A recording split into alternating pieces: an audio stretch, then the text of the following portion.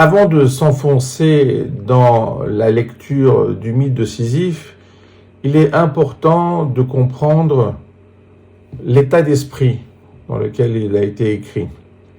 Donc, l'avantage avec Camus, c'est qu'il est sincère, et on peut le voir aussi dans sa présentation. Donc, on va essayer de la lire ensemble pour voir ce que ça donne, et vous verrez pourquoi ce texte nous touche.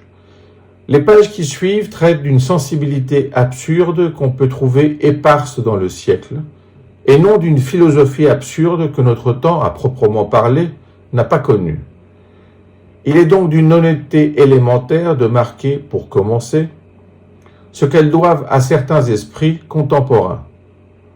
Mon intention est si peu de le cacher qu'on les verra cités et commentés tout au long de l'ouvrage.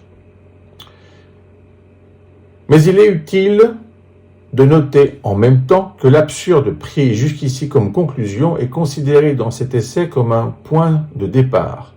En ce sens, on peut dire qu'il y a du provisoire dans mon commentaire. On ne saurait préjuger de la position qu'il engage, on trouvera seulement ici la description à l'état pur d'un mal de l'esprit.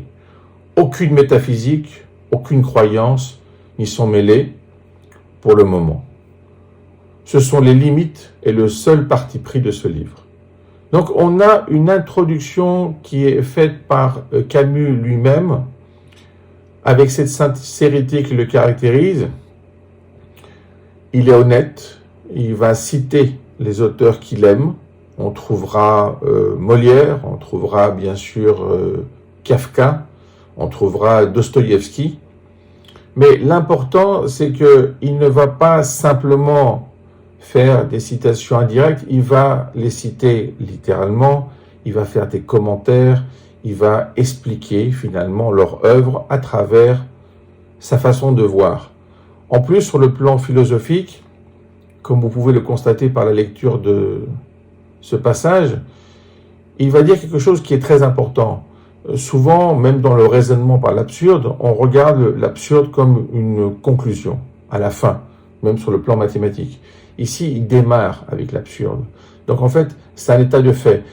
Pour nous, il ressemble dans le domaine mathématique à l'approche de Cantor par rapport à l'infini.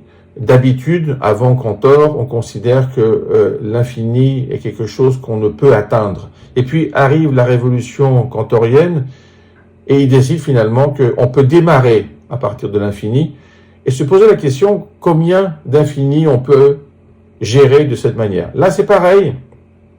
Camus ne commet pas l'erreur d'effectuer un raisonnement et d'arriver à une absurdité. Non, il part du principe, et c'est un axiome pour lui, qu'il y a de l'absurde dès le départ. À partir de là, on peut se demander qu'est-ce qu'il peut en faire.